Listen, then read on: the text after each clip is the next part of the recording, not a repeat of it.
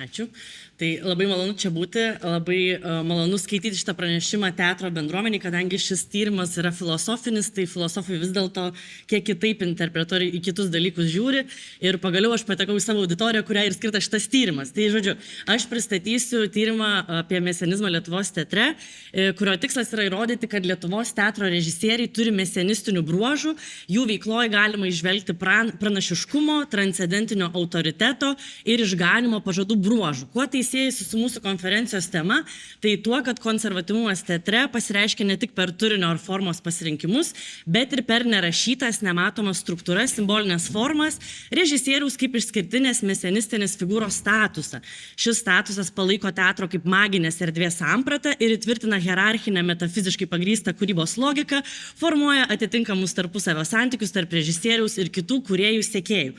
Kaip Foucault pasakytų, praeitis aktyviai veikia dabartyje. Kodėl aš iš viso rašiau tokį tyrimą? Todėl, kad aš esu aktorė, dramaturgė ir pradedančioji režisierė, esu praktikantė ir tiek akademiniam pasaulyje, tiek įvairiuose pastatymuose mes susidurėm su tam tikrais mitais, kurie jau čia buvo ne kartą aptarti. Pavyzdžiui, kad egzistuoja kažkokia mitinė legenda, kad mes vis laukiam geresnio režisierių, jis taip niekada ir neteina, nors turėtų ateiti ir išgelbėti Lietuvos teatrą, žodžiu, visiškai mesianistinis konceptas.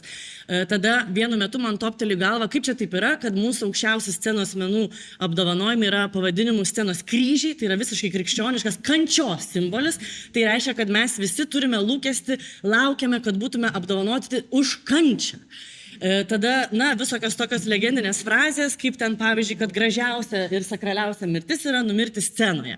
Tai po tokių visokių pasisakymų kažkaip pradedi galvoti, kodėl čia tiek daug to mesianizmo ir aš pagalvojau, jeigu šiaip apie tai kalbėčiau, tai būtų tiesiog paistalai, bet pagalvojau, jeigu tai įmanoma apsiginti mokslinių lygmenių, tada mes patenkam jau į tam tikrą akademinį mokslinį argumentą. Tai va, ir aš savo mokslinį tyrimą dariau genealoginiu būdu, ir nagrinėjau simbolinių mitų trajektorijas, nes per tai galima pastebėti, kaip įsirašo idealai, metafiziniai konceptai į mūsų emocijas, pasąmonę, instinktų dramas ir panašiai. Tai aš nagrinėjau mago, pranašo, režisieriaus ir mesijaus figūras, jos visos veikia kaip tarpininkai tarp žmonių pasaulio ir aukštesnės ar kitos realybės. Režisierių misijas, čia tarp kitko, aš nevertinu visada kaip teigiamos, veikiau priešingai vertinu kaip maskuotę galios efektą. Visi režisieriai pasižymi liminalia būsena, kai jie yra nei čia, nei ten ir šis būvis yra tinkamas apibrėžti tiek pranašo, tiek režisieriaus figūroms. Čia nelabai svarbu, važiuojam toliau. Žodžiu, tiem transcendentiniam potyriam pasiekti reikalingi tam tikri mediumai, tai pavyzdžiui, religijose pranašai, mesijai, menuose rašytojai, režisieriai ir taip toliau. Todėl yra labai svarbu aptarti lyderystės temą ir išsiaiškinti, kas yra charizmatinis lyderis. Tai pasak Weberio, tai yra karo vadas arba religinis vedlys, yra stiprus autoritetas, galintis sekėjų atsidavimo pagalbai gauti politinę galią. Jie formuoja sekėjų tikėjimą, gali sukelti revoliucinius pokyčius. Graikų kalboje charizma yra dovana, grožis, talentas suteiktas Dievo. Charizmatiški lyderiai yra pasirenkami, čia yra labai svarbu, nes žmonės jais tiki. Jie tampa tarpininkais tarp esamo ir trokštamo pasaulio. Lyderio gebėjimų įrodymai lemia sekėjų ištikimybę ir charizmatinio lyderio sėkmę. Vadinasi, yra nuolatos įrodomi stebuklai ir tvirtinamas tas jo stebuklingumas.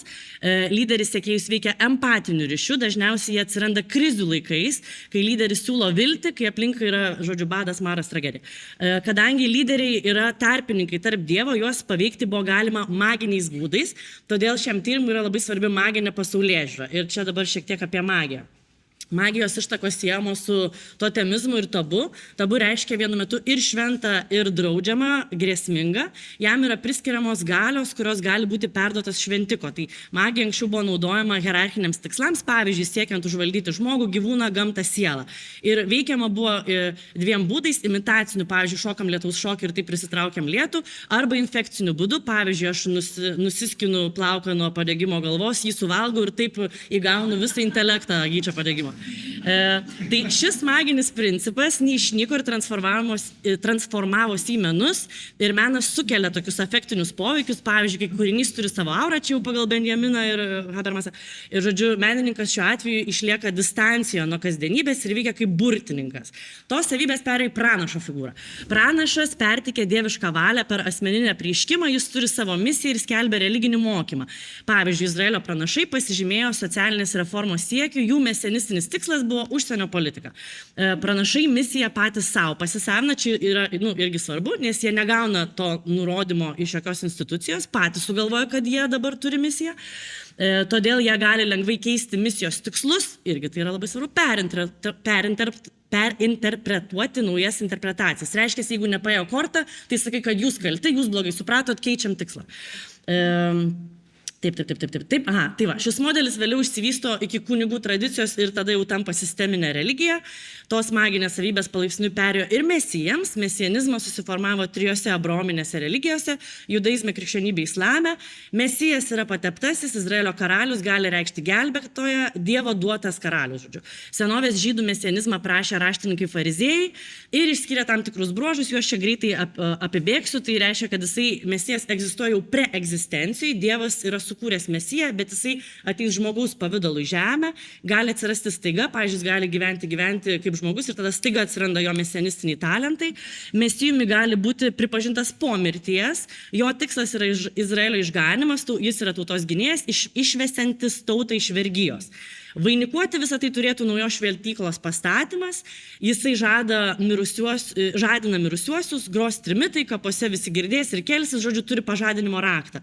Mesijo ateimą lydės stebuklai ir ženklai, baigsis didžiuoju teismu ir mesijo idėja siejama su apokalipse ir pasaulio pabaiga. Tai va, dar įdomu yra apžvelgti, kad mesijaus mitą kaip herojaus mitą. Čia jau remiuosi Eliade ir Campbellu. Tai, gal taip trumpai, Campbellas apibrėžia monomitą, universalę herojaus kelionę, kuris susidaro iš atsiskyrimo, iniciacijos ir sugrįžimo. Taigi herojus iškeliauja iš kasdieninio pasaulio, susiduria su jėgomis ir pasiekia norimą pergalę. Grįžęs dalinasi gerybėmis su žmonėm. Tai kuo didesnė bedugnė ir tragedija, tuo didesnis poreikis transcendentiniam gelbėtojui atsirasti. Tai Campbell dar aiškina tai mikro ir makro lygmenių, kad tarkim mikro lygmenių tai yra kokia nors paprasta namų istorija, kur vaikas kovoja prieš engėjus. Makro lygmeniu mes turim Jėzaus Kristaus istoriją, kuris išgano visą tautą ir visą žmoniją. Tai va, gerai, žodžiu. Ir, dabar prieinam prie teorinės filosofinės dalies. Aš remiausi 4 filosofais, nes, reikia filosofiniam darbė pasiremti filosofais. Tai išnagrinėjau 4 mesianizmo teorijas. Nyčės, Šolemo, Benjamino ir Agambino. Aš daugiausia dabar kalbėsiu apie 2, nes tiesiog mums neaktualu, mums įdomiausia, ką aš turiu 3 daly.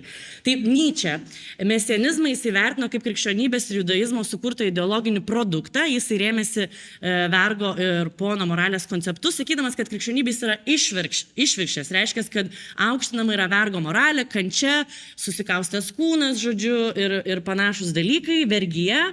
Ir tokios iškreiptos ideologijos būdu krikščionybė pagal Nyčę neturi jokio sąlyčio su tikrove. Egzistuoja menamos priežastys, pavyzdžiui, Dievas, siela, dvasia, menamos pasekmės, nuodėmė, išganimas, malonė, bausmė, nuodėmės atleidimas, menamas bendradarbiavimas su Dievu, dvasiomis, sielomis ir kitos menamos detalės, tokios kaip, pavyzdžiui, atgaila, sąžinės graužimas, šėtono gundymas ir taip toliau.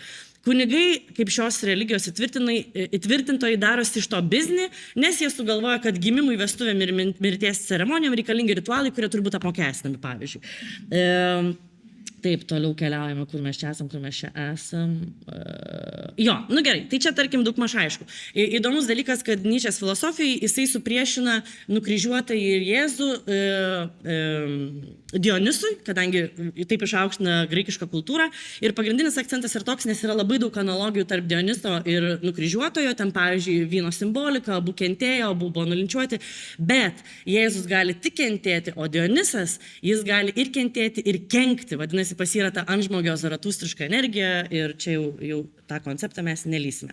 Einam toliau. Šolemas, mano antras, yra filosofas, kurį aš nagrinėjau.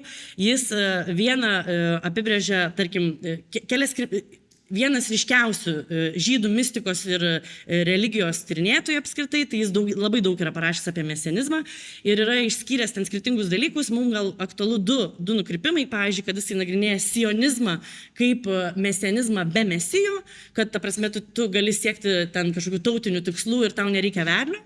Ir kitas įdomesnis atvejis yra netikro mesijaus atvejis ir jisai nagrinėja Šabatai Cvi atvejį, tai yra netikro apsišaukėlio mesijo atvejį gyvenusio 17 amžiuje. Tuo metu buvo tendencija atsirasti netikriem mesijam, todėl kad žydų tauta buvo engiama, žudoma ir, žodžiu, išvaroma ir dėl to reikėjo kažkokios vilties ir utopijos ir tokiu būdu atsirado Šabatai Cvi, jaunas vyrukas, kuris buvo labai puikiai apsiskaitęs kabalą ir kitokiais religiniais, ezoteriniais žydų tekstais.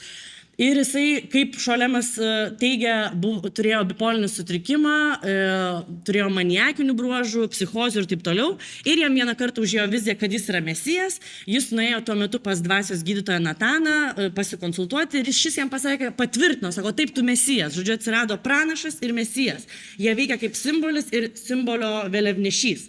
Ir tokiu būdu jie pradėjo tvirtinti sabatianizmo judėjimą. Žodžiu, visus nukrypimus ir keistus reiškinius pateisino jo pranašas.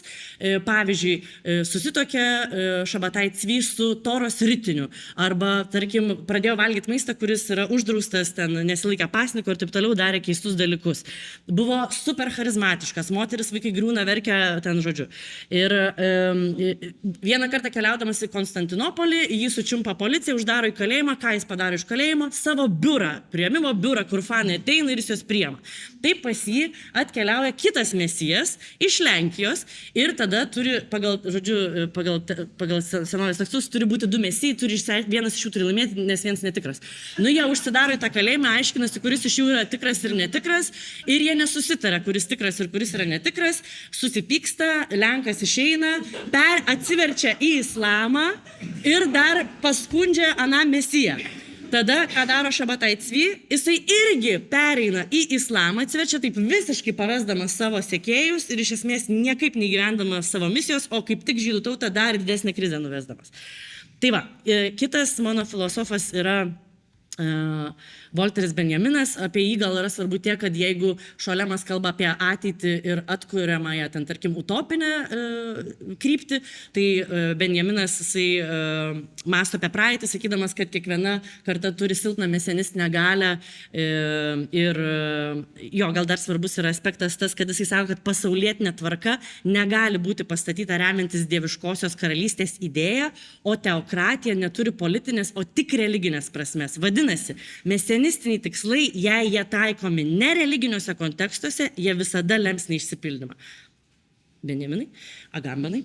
Tai žodžiu, Agambenas mums svarbus yra to, kad jisai dar pakeičia visiškai mesianizmo sampratą, sakydamas, kad mums nereikia mesijo, kad mes galime patys tapti savo suverenu ir patys nuspręsti, kada daryti tą pokytį. Vadinasi, jisai veikia mesianizmas viduje deaktyvuojančių būdų, kai mes, tarkim, pakeičiame savyje požiūrį į statusą, kultą, asmenybę, tapatybę ir taip toliau. Nu tai va, tai čia tiek ir dabar einam į smagiausią dalį. Šiandien aš jums pristatysiu.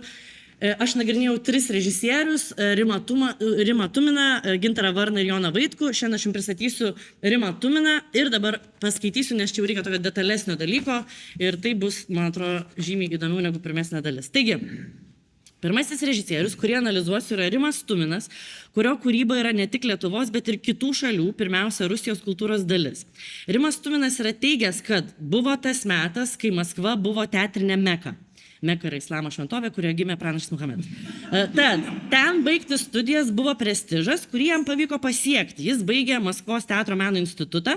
Apie Maskvos šventą ypatingumą jis yra minėjęs Vachtangovo teatro kontekste.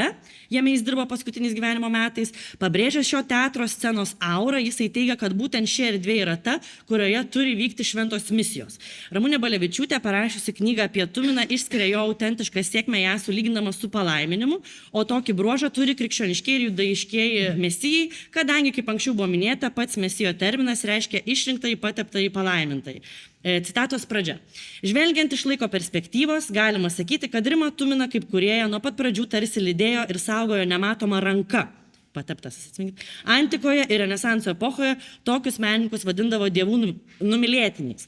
Nors teko patirti nemažai sunkumų, jo lankstus būdas, išskirtinis humoro jausmas, charizma ir žavesys padėdavo rasti bendrą kalbą su daugeliu, taip pat su meno valdininkais. O jo spektakliai pasirenkamas repertuaras niekada atvirai nekonfrontavo su sovietinė ideologija. Citatos pabaiga.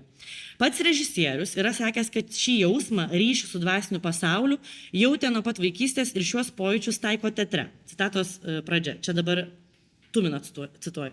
Iš vaikystės atsinešiau tikėjimą aukštesnė jėga. Visada virš mūsų kas nors kybo, ar grėsmė, ar palaima. Nuo to priklauso, kaip mes judame čia apačioje ant scenos grindų. Citatos pabaiga. Galima išvelgti net švelnę paralelę, kad jei Dievas ar aukštesnė jėga lemia mūsų veiksmus žemėje, tai scenos mene aktorių veikimą lemia režisierius. Tokiu būdu būtų galima sakyti, kad Tuminas save sulygina su Dievu teatriniuose procesuose. Jo liudininkų pasakojimuose panašių išsireiškimų kaip gal jis koks angelas arba į jį kaip į Dievą žiūri pasitaiko ne vienas. Tai dažniausiai paaiškina Tumino charizmą, nes jis net atsidūręs nepažįstamoje kompanijoje netrukus tampa jo siela. Tumino žmona pagrindžia Vėberišką ir bochenskišką jo autoritetą sekėjų tikėjimu, cituoju, žmonės juo tiki, tiesiog įsimyli, padaro mokytojų, tėvų, gurų. Tokios charizmatiško charakterio savybės ir autoritetas sukuria stabilę sekėjų bendruomenę aplink Tuminą, kuri išskiria iš aplinkos. Aktorė Gabrėnaitė prisimena, kad kai buvo kuriamas steigiamas Tumino mažasis teatras Vilniuje, visą jų trupę ir kolektyvą pašalinį vadindavo Tumino sektą, kuriai vienai buvo suprantama savita Tumino kalbėjimo maniera, kitaip įvardinama kaip paukščių kalba. Toji paukščių kalba kartais yra sukritikuojama jo kolegų ir vertinama kaip polinkis mistifikuoti. Tačiau jų pačių nuostabai, net pabandžius scenografuoti tai, ką kalba režisierius repeticijos metu ir vėliau tai iššifruoti, kad nebuvo nieko pasakyta, tai vis tiek suveikia, kažkaip susidėlioja ar atrodo logiškai prasminga. Anksčiau minėtoje Tumino citatoje, kad aukščiausioji jėga lemia mūsų judėjimą žemėje, scenoje jis pabrėžia priklausomybę Dievui ir tam tikrą Dievo hierarchiją. Tačiau pasak Tumino, ne tik mūsų valdo scenoje aukščiausia galia, bet ir spektaklis turi būti atliekamas ir skiriamas būtent jai. Cituoju Tumino. Atvėrus šią uždangą reikia vaidinti trečiai akiai, o to dabar daugelį teatrų nebėra. Kaip pasakyta Evangelijoje, kur jūs būsite dviese, nematomai dalyvausiu ir aš. Tai reiškia, kad reikia vaidinti trečiai akiai, o ne publikai. Dangus stebi mūsų vaidinimą, o ne žiūrovas. Mes pripratę sakyti mano žiūrovas, mūsų žiūrovas, taip ir pasensi tu su savo žiūrovu. Žiūrovas pasens, numirsi ir tu. Tačiau kai tu vaidini trečiam ir tavo vaidybą stebi dangus, tai amžinas žiūrovas. Ir visai nesvarbu, rusas jis, žydas ar lietuvis. Tu atvėrei pasaulį, uždangą pasaulį. Citatos pabaiga. Visų pirma, Tuminas tai teigia, norėdamas pagrįsti, kad jo kūryba nėra skirta tik vienai tautai ar šaliai, pasak jo teatras visame pasaulyje vienas, todėl savo tikslą, pareigą įsivardina kaip aš turiu pakelti uždangą pasaulį. Tai atskleidžia teatro universalumą keliais skirsniais. Pirma, kaip universaliais simboliais ir signalais grindžia kalbą tarp kitataučių.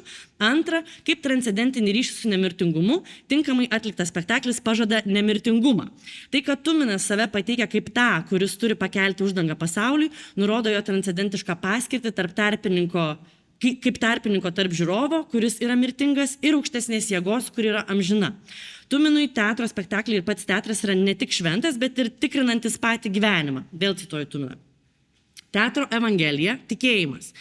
Ir jokios šiandieninės problemos jo neturi išmušti iš vėžių. Taip, gyvenimas suduoda smūgius, bet spektakliai tomis šventomis evangelijomis mes tikriname gyvenimą. Šiuo šventų veiksmu teatras ar spektakliai ne mus tikrina gyvenimu, o teatras turi tikrinti gyvenimą. Štai tada tapsime profesionalais, žmonėmis vertais būti teatre. Citatos pabaiga. Paskutinis sakinys leidžia suprasti, kad Tuminui teatras yra aukščiau už žmogų, todėl kad jis atlieka ne tik kultūrinę pramoginę funkciją, tačiau ir moralinę transcendentinę.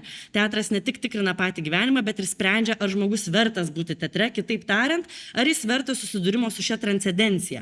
Taip kaip bažnyčia yra skirta tikintiesiems ieškantiems ryšio su transcendencija, siekiant moralinės ir egzistencinės refleksijos, taip ir teatras yra atsparus gyvenimo smūgiams, nes kaip ir religijos yra pagrįstas tikėjimu. Tuminas dažnai mini teatro ir bažnyčios paralelę. Baikštytės knygoje paklaustas, kaip nei jis pats, nei jo spektakliai nepraranda nuoširdumo, Tuminas atsako, cituoju, tu negali netikėti Dievo, bet girdi varpų skambesį ir vis tiek gėrėsi juo tais garsais. Gali neiti į bažnyčią, tave kviečia, tu gali ir neiti, bet tau visada malonu jį girdėti, nes tai yra dorovės kvietimas apsivalyti, sąžinės ir meilės skambesys. Neateik į Dievo namus prašyti, ateik pabūti. Tai yra skambesys, kuris palies kiekvieną. Citatos pabaiga.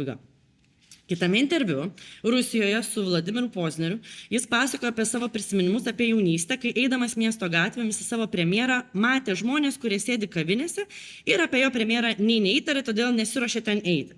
Tai Tuminui sukėlė stiprą reakciją, mat jam jo darbas atrodė dvasiškai prasmingas ir todėl jam norėjusi visus pakeliui sutiktų raginti ateiti į teatrą. Cituoju. Čia jisai sako, ką, jie nežino, kad man premjera, dabar, kodėl jie sėdi, kodėl jie neskuba ten, kur aš padariau kažką, kur aš visus mylėjau. Eikite į meilės namus, eikite į nuodėmių atleidimo namus, atgailos namai, tai teatras. Citatos pabaiga. Tiek krikščionybė, tiek judaizme paskutinio teismo valanda sėtina su nuodėmių atleidimu ar atgaila, o paskutinis teismas vyks tada, kai ateis Mesijas. Todėl toks Tumino siekis raginti žmonės teatre patirti krikščionišką ar judaistinę atgailą yra mesianistiškas. Jis nurodo savo veiksmų paremtų meilę, ypatingumą ir tiki, kad tai, ką jis sukūrė, žmonėms padės pasiekti dvasinę apsivalymą. Tai pradeda grynintis tuminišką teatro misiją, kurią režisierius atskleidžia per mesianistišką amžino gyvenimo idėją. Cituoju. Aš prisikasu prie tokios įsivaizduojamos arba žadėtos amžinybės, kur aš iš karto turiu teatre pasidalinti, parodyti. Mes amžini. Ir jeigu žiūrovas bent vienai sekundį žiūrėdamas patikės, manimi patikės, kad aš sakau, tu amžinas, tu reikalingas, jei jis patikės tuo, man tai laimė.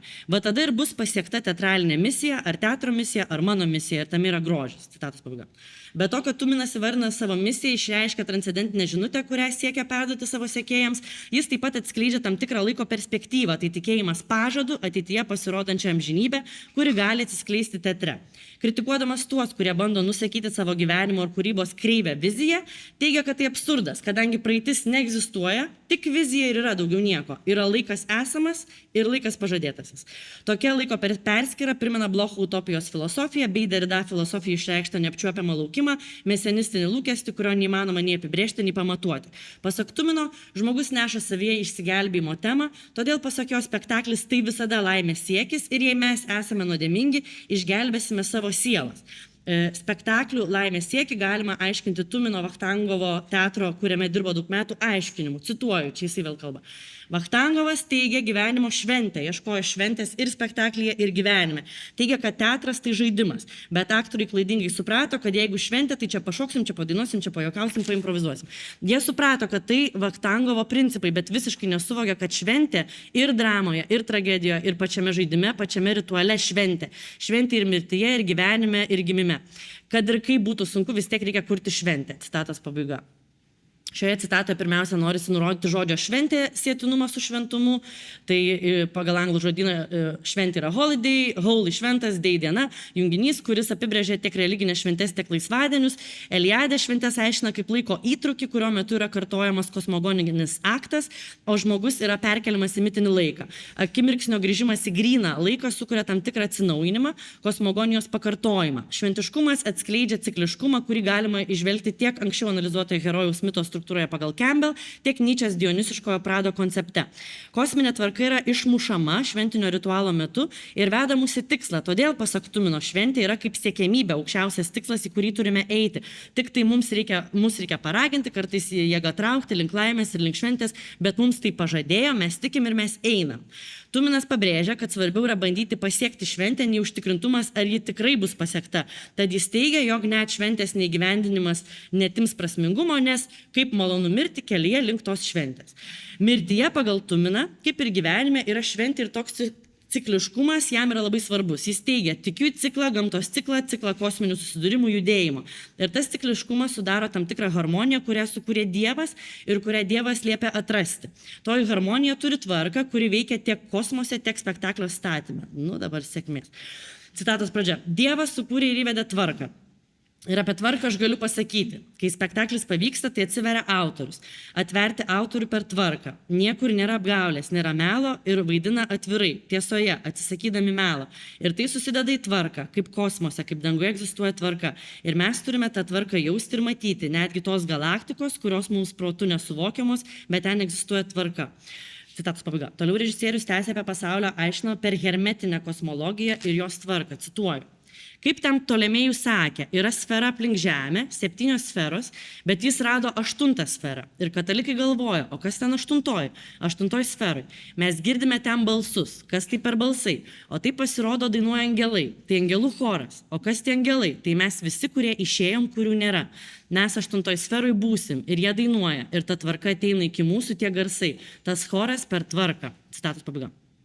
Šioje citatoje Tuminas duoda nuorodą į Ptolemėjų, kuris gyveno 2 amžiuje po Kristaus ir mąstė apie kosmologiją, astronomiją ir geografiją. Jo tekste Almagestas Almagestas, jis pateikia geocentrinį visatos modelį, aiškinamas, kad aplink Žemę sukasi 7 planetos, tarp jų ir Saulė, bei 8 žvaigždžių sfera, čia necituosiu. Tačiau režisierius klysta sakydamas, kad tai katalikai pritaikė transcendentinę reikšmę šiai 8 žvaigždžių sferai. Kosmologinis dvasinis aiškinimas yra hermetizmo dalis, kuris vystėsi helenistinėme laikotarpyje ir yra siejamas su legendiniu daugiau ar mažiau sudievintų išminties mokytojų Hermiu Trismegistu, kuris, kaip buvo tikima, gyveno labai senais laikais Egipte. Hermetizmas žmogui siūlo išganimą gimstant iš naujo dvasinėme nematerialios šviesos kūne. Ir šis transformacijos procesas kulminuoja dvasiniu pakilimu ir galiausiai palaiminga vienybė su aukščiausiomis dieviškomis šviesos galiomis. Ptolemėjus kosmologinis aiškinimas atsispindi hermetizme, kadangi siela, norėdama patirti išganimą, turi kilti per 7 planetinės sferas, kurios kartu sudaro kosmosą, o vėliau pasiekia sudėtingesnius lygimus - 8 arba Ogdoado, 9 arba Eneadą ir galiausiai šaltinį. Tačiau dar iki helenistinio periodo apie kosmologinę harmoningą tvarką kalbėjo ir Pitagoras, kuris aiškino apie sielą atgimimą, nesvarbu. Taip pat pitagoriečiai teigia, kad dangaus kūnų judėjimas sukelia garsus ir taip suformuoja sferų harmonijos doktriną, atsispindėjusią neplatonizme ir pasiekusi net 20 amžiaus neonazizmas. Gerai. Ką čia dar jums pasakyti? Jo, galiu nueiti apie tas sferas, jis kalba dar ir šito necituosiu, toj pažiūrim, ką aš čia galiu. Galiu pacituoti, ką jis dar yra sakęs, kad yra 8 mūsų supančios sferos, ratai, ir jeigu tu gali prieiti per tuos ratus apibrėždamas, paslėpdamas juos vieną paskui kitą, tai jau 8 sferoje girdi angelų chorą, dangiškus garsus. Pirmas ratas tai yra piesės istorijos pažinimas, antrasis ratas tavo asmeninė, o trečiasis aktoriaus patirtis. 4 ratas socialinė, ekonominė, politinė ir laiko situacija. 5, 6 aš dar prie jų nesu priėjęs, kaip ir iki 8 rato, to angelų choro kosmoso garsų. Žodžiu, čia truputėlį praleisiu ir aš keldama klausimą, ar Tuminas naudodamas šiais tiek transcendentiniais, tiek kūrybiniais principais vertina kažkurį savo spektaklį kaip sėkmingą, pavykusi šių aiškinimų ir praktikų produktą, atsakymą aš suradau jo viename paskutinių interviu. Jame jisai teigia, jog Vachtangovo teatre režisuojant paskutinį spektaklį Karas ir taika, jam pavyko atskleisti naują režisūrinę kalbą, kurią jis norėtų misionieriškai atnešti į Lietuvą. Citatos pradžia. Man atrodo, padariau tai, ką turėjau padaryti. Tai vis dėlto įvyko. Įvyko Karas ir taika spektaklyje tai, apie ką aš ėjau ilgus metus. Visiškai atsisakant tų instrumentų, kuriais aš operavau teatrą. Kurdavau spektaklius ir man pavyko nugalėti save, padariau tai, ką atrodo visą gyvenimą ir norėjau daryti. Tai motyvacija dar didesnė yra užbaigti ir grįžti į Lietuvą. O Lietuvoje aš norėčiau būti misionierius. Tos sampratos būti misionieriumi to, ką supratau teatro raidoj, teatro gyvenimą, teatro įvykiuose ir kokia gali būti ateitis teatro vystymo. Jo kelias, kurį lik ir apčiopiau ir aš netoli tos mislės, prie vartų mislės prieėjęs esu, todėl norėtųsi tapti misionieriumi. Ir misionieriškumas nėra mesenizmas, bet gali turėti bruožų. Žodžiu, išvada yra tokia, kad jis turi daugybę mesenistinių bruožų, bet labiausiai atitinka jisai Šolemo mesenizmo teoriją ir primena netikro mesijo atitikmenį, kadangi jo mesenistiniai pažadai neišsipildo arba nėra kaip to patikrinti. Pavyzdžiui, gyvenimo gale priartėjęs prie transformacijos ir kūrybinio nušvitimo, vis dėlto jisai savo šių žinių Lietuvos bendruomeniai neperduoda.